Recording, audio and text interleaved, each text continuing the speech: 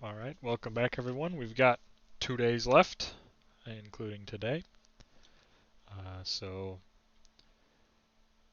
um, start wrapping up those final reports for your group projects. I'm going to reiterate, if you haven't done the spot report for this class, I would really appreciate it if you did. Your feedback is what's going to help me improve as a teacher. Um, I realized that I probably should have office hours on Friday at the regular time, but they'll be on Friday instead of Saturday, since Saturday is after the class is over. So, office hours tomorrow, 4 to 6 Eastern in the Zoom room as normal. Um,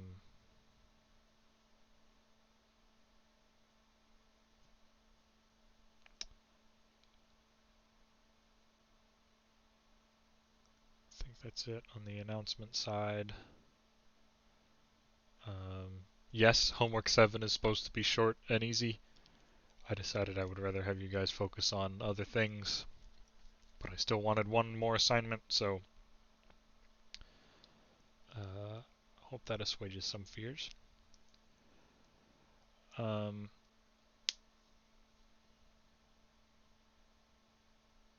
yeah. Make sure that you do the peer evaluations for the final report as well. That shouldn't take much time to do. Um, so yeah. All right. So it is technically a question and catch up day. No one has sent me anything. Odin, you're the only one here live. Did you have any questions that you wanted me to talk about?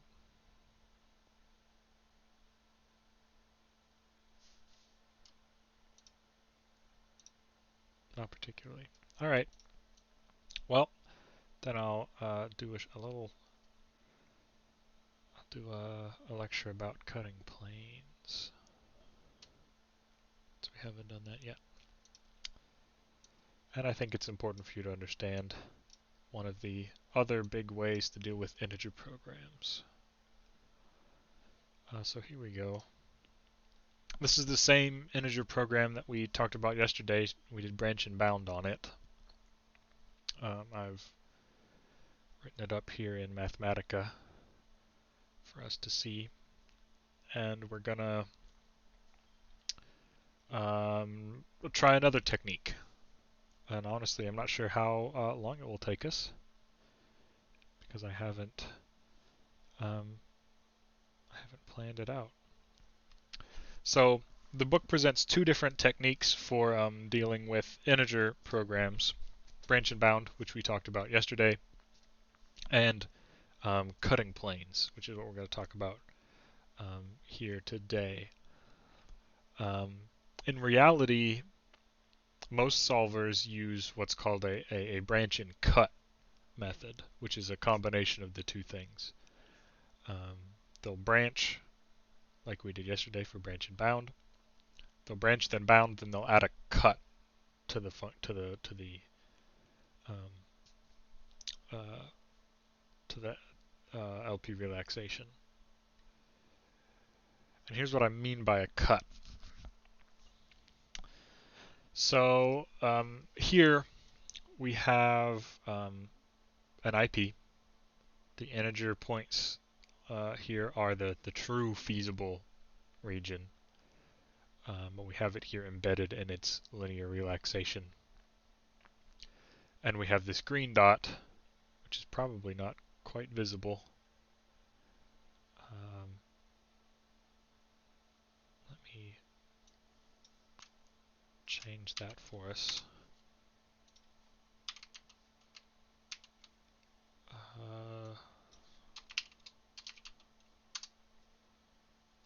There we go. That's a little more visible. Um, that red dot now is the solution. It's the optimal solution that the simplex algorithm would return. Right? It's the optimal solution to the linear relaxation of this integer program. And we notice that it is not an integer point. If I remember from yesterday, it's something like 3 and 3/4 and 2 1/4.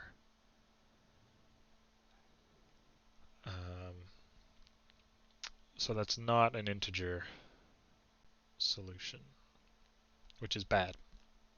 Yesterday, what we did was add constraints to the problem to try to force that problem to take an integer value.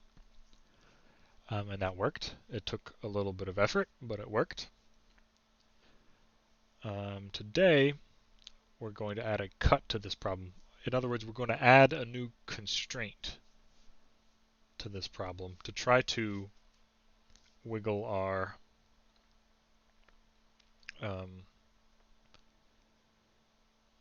optimal solution towards an integer point. And that sounds exactly the same as what we did yesterday, right? Yesterday we added constraints and then looked at two different problems. Today, we just want to add a constraint to the problem and be done. By which I mean we don't want to have to look at two different problems anymore. We want to just look at continue to look at the LP relaxation, the single problem. We don't want any branching onto different sub-problems if we can avoid it. So what we're going to do is we're going to add a constraint that will cut off our current optimal point without cutting off any integer points, any feasible integer points. And there are a huge variety of ways to do this, and we'll go into some of the very common ways and some of the very powerful ways in DOR2 coming up here in the fall if you're taking that. But for today, I just want to look at the general idea, and I want to talk about what's called a split cut, which is sort of inspired by branch and bound.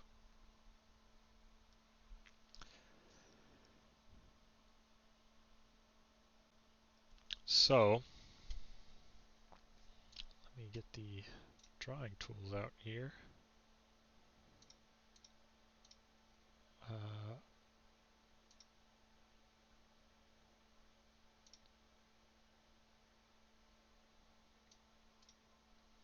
What's the yikes?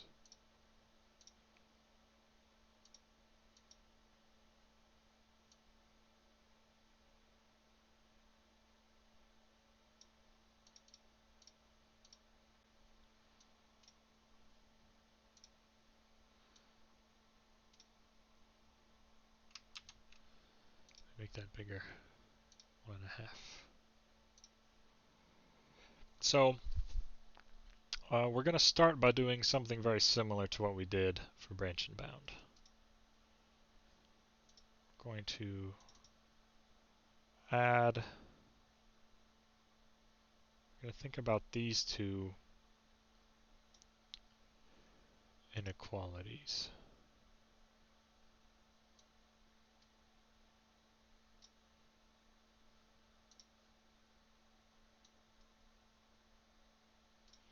So for branch and bound, we said, hey, that point is between 3 and 4 in the x1 dimension. So what if we rounded up and down and enforced both of those constraints themselves as separate subproblems? Today we're going to take a slightly different approach. We still want to think about this split, as it's called, this idea that our optimal point should be either less than or equal to 3 or greater than or equal to 4, but we're going to do it differently so that we don't have subproblems in the same way. So what I want to do is, can I get, here we go.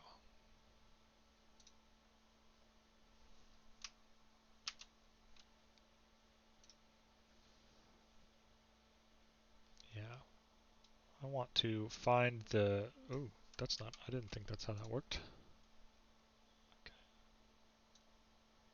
I want to find the point there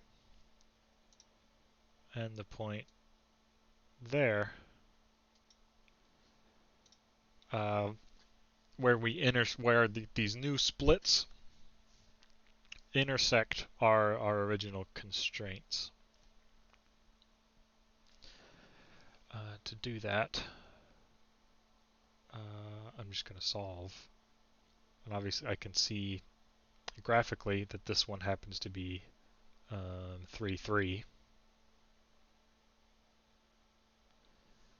So I'm going to write that down.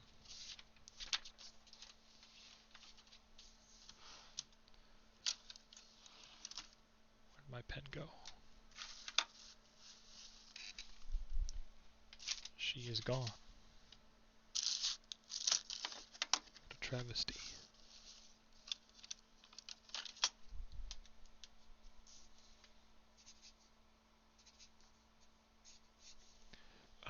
For the second one, I know its x1 is going to be 4.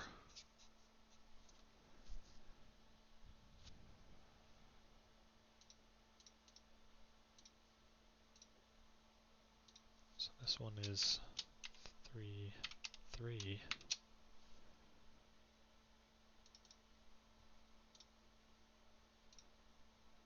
And this one is 4 something.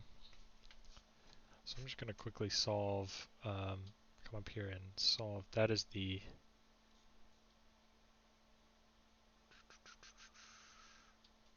second constraint. I know x1 equals 4. So 9 times 4 plus 5 x2 equals 45. 9 times 4 is 36.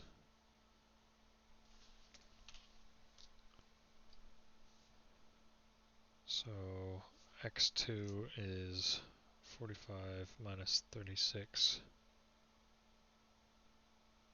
divided by 5 is 1.8.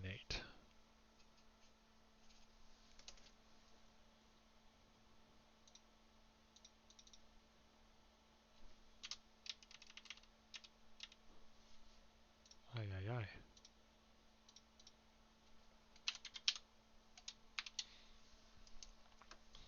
So then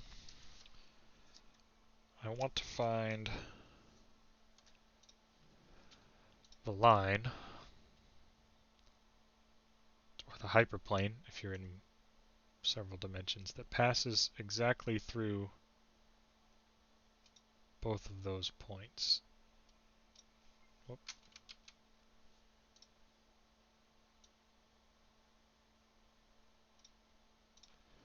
And enforce that as a constraint.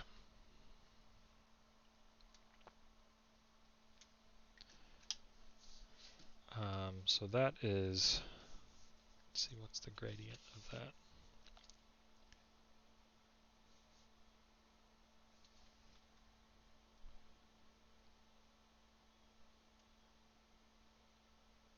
Well, the slope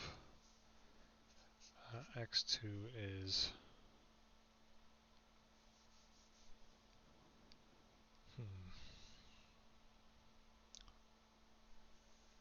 uh, 3 minus 1.8 over 1.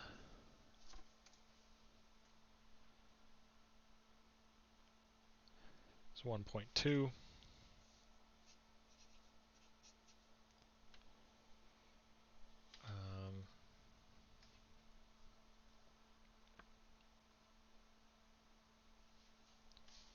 Plus or minus 0.6, I think. 1.2 times 3 minus 0.6 is 3. Okay. So x2 minus, is it minus 1.2? I think it's,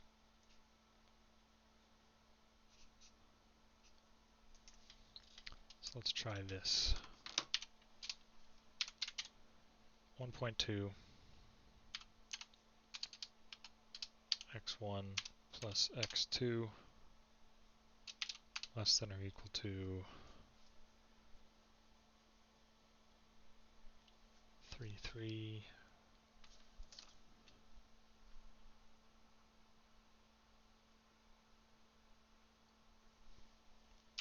6.6. Yep, there we go.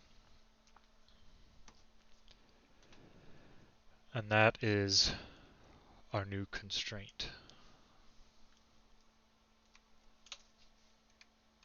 Let me zoom in on that.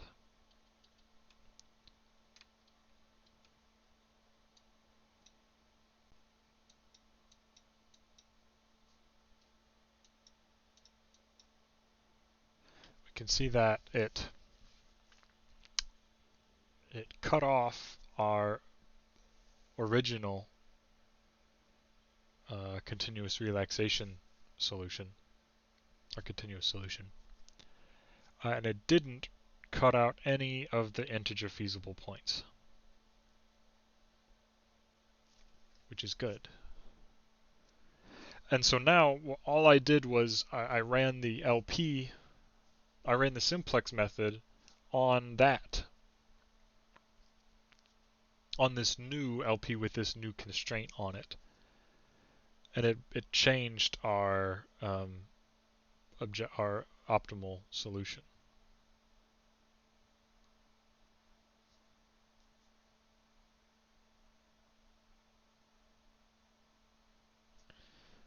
So now we need to do some more math.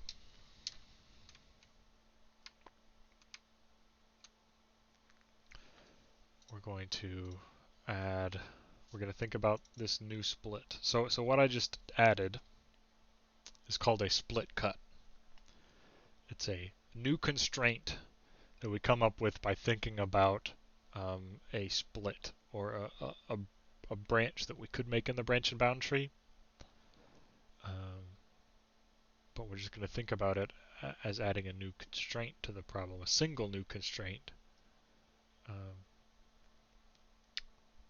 rather than creating two new subproblems.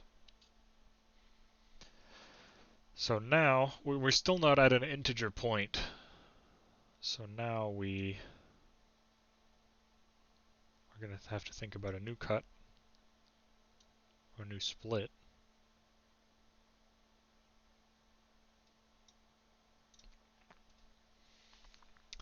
And let's consider this split. Oop, excuse me.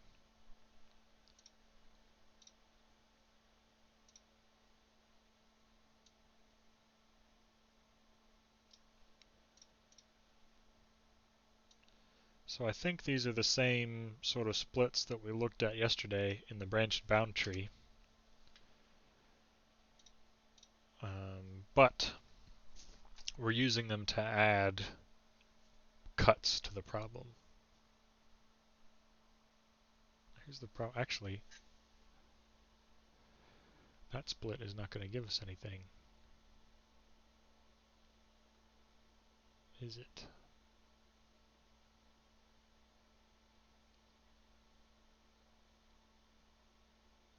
Huh. Because that only intersects the one. No, wait.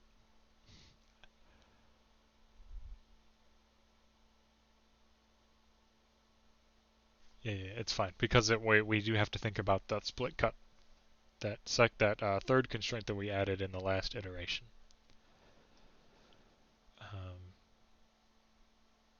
So let me zoom back out a little bit. I want to grab these two constraints, because those are the ones that we're intersecting on our split.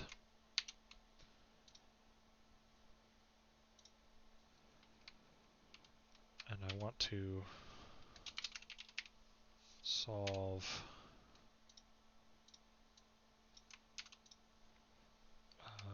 this one for x2 equals 1.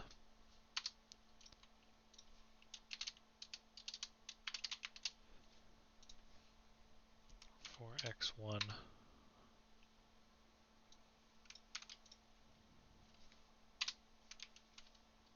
I want to solve this one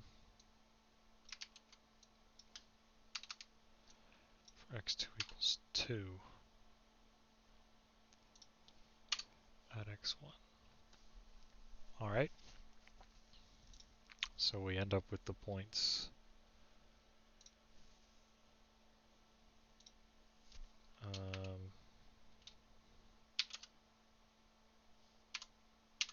40 over 9, 1.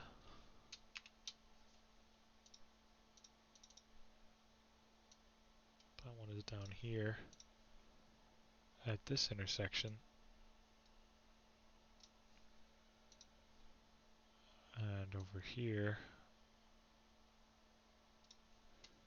we have the point 3.83,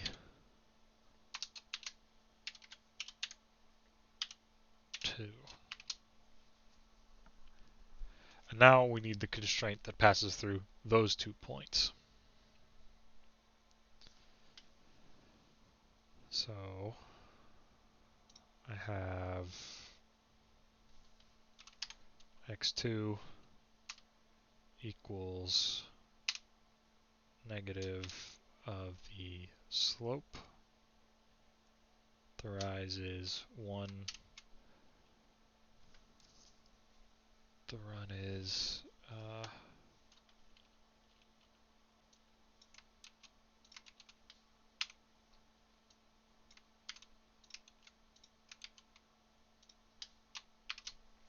this times x1. Oop, that is not what I wanted to do.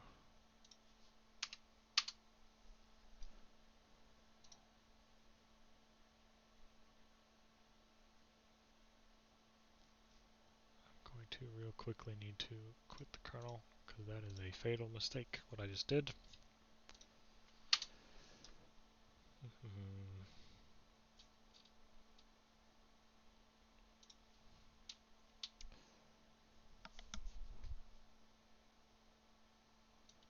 I guess let's just get the slope real quick.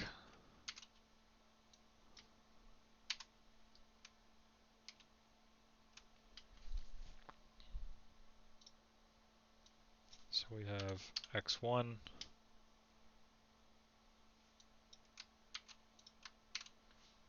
plus x2 less than or equal to, and we want to find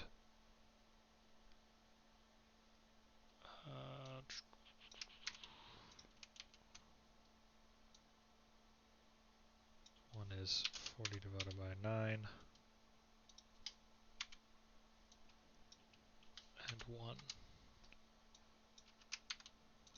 So that should be our new constraint. This is just the line that passes through these 2 points, hopefully. So I'm going to add that to our LP. And there's a bunch of errors, but it looks like that cut worked.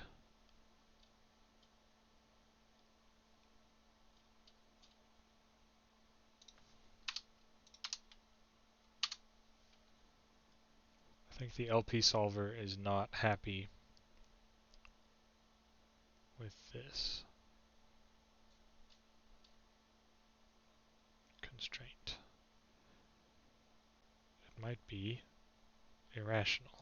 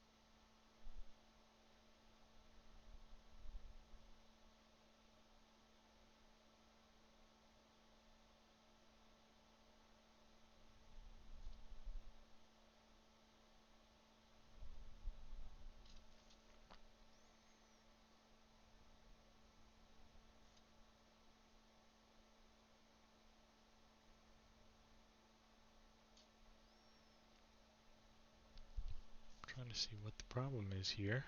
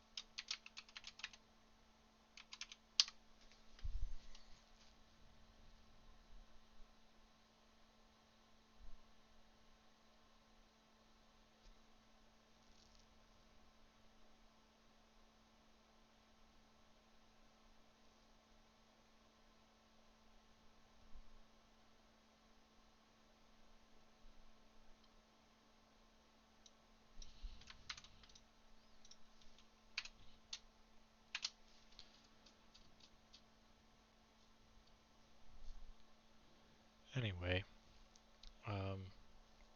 that split cut has done what we wanted. If we zoom in far enough here, we'll see that the old optimal solution was right here on this intersection of the red and blue. That's no longer feasible to the LP that we're solving. So the LP, the simplex, is now either going to find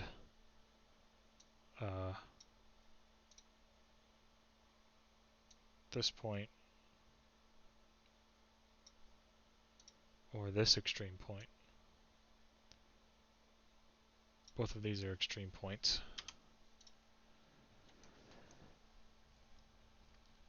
And in either case, they're still not integer points.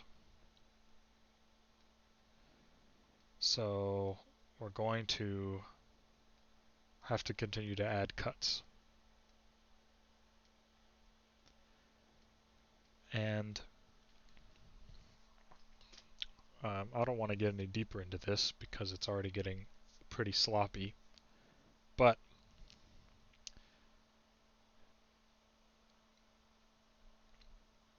when we add cuts, constraints like this, I'm not positive that split cuts terminate in a finite amount of time. But there is a type of cut, it's called a Gomery cut, developed by Gomery and Johnson back in the 70s, I believe, that is proven to find integer solutions in a finite amount of time,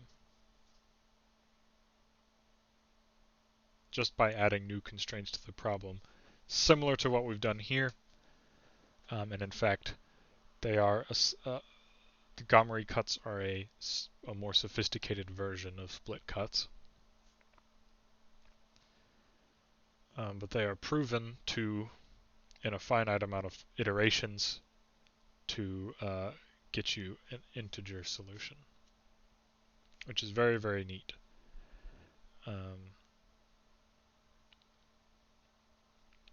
Split cuts do not have such a proof, so it could be, even for a small problem like this, that split cutting like we've done just now does not actually get you an integer solution ever. But there are cuts that will. That sounds bad. That sounds like splits are just a worse version of branch and bound. And it's true that most cuts are not proven to ever terminate, to ever find you an integer solution. In practice, they are quite good.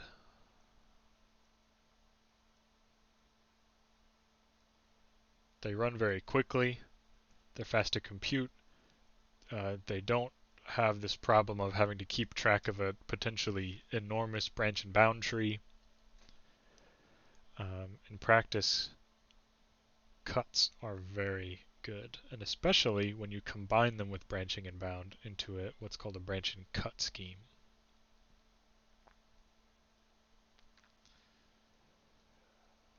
So that's the idea of cuts, and we'll do a lot more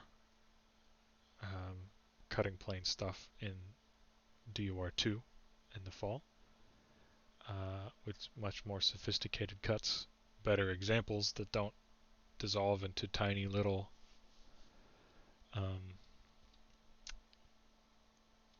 disasters, irrational numbers everywhere. But yeah, I just wanted to show that cuts exist. And I guess what I can do is compute the best cut possible, because I can see it here, and show you how that one works. So I'm going to scoot down here where I have the same.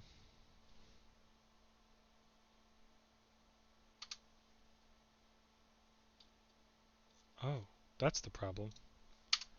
I didn't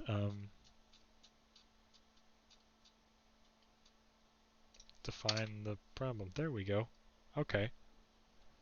So that goes back to this point, which is not really what we wanted. But you can see that maybe if we add enough of these split cuts, it will push our optimal solution down to 5, 0, which is the optimal solution we found yesterday.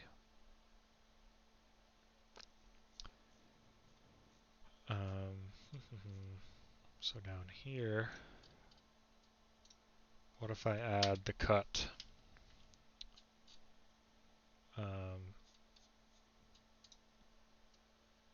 Yeah, we see that this is an integer solution, and this is an integer solution. And those are the two sort of integer solutions that are next to our current optimal solution right here. So what if we find the cut between those two points? 3, 3, and 5, 0. Well, that is negative 2 over 3, so negative 2/3. So 2 divided by 3, x1 plus x2 is less than or equal to 10 over 3, I think should be the right one. Ooh, not quite.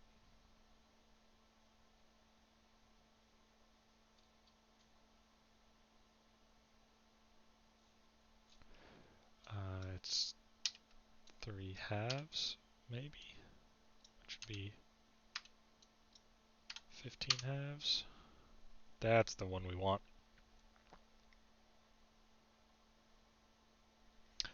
And you see that the optimal solution is down here at 5, 0, like we found yesterday. So if you have a really good cut,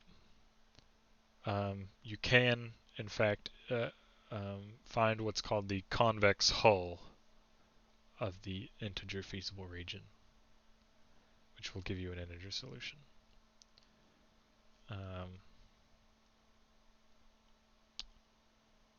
So I just wanted to show off cutting planes because I think they're really neat, and they're part of what my research is in. And they are a very popular method for dealing with integer problems within solvers.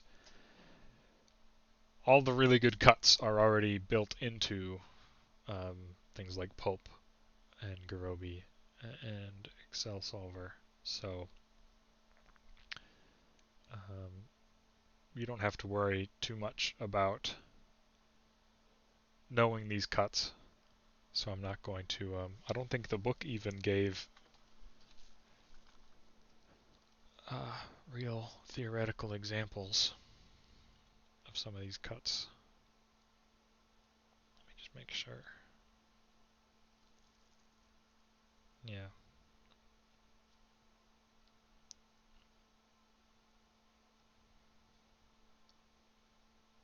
they did a split cut in figure 6.4.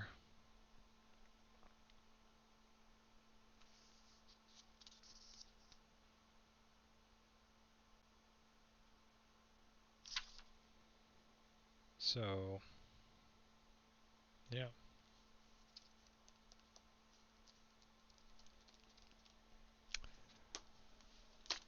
That is everything I wanted to talk about today. Just show off cutting planes.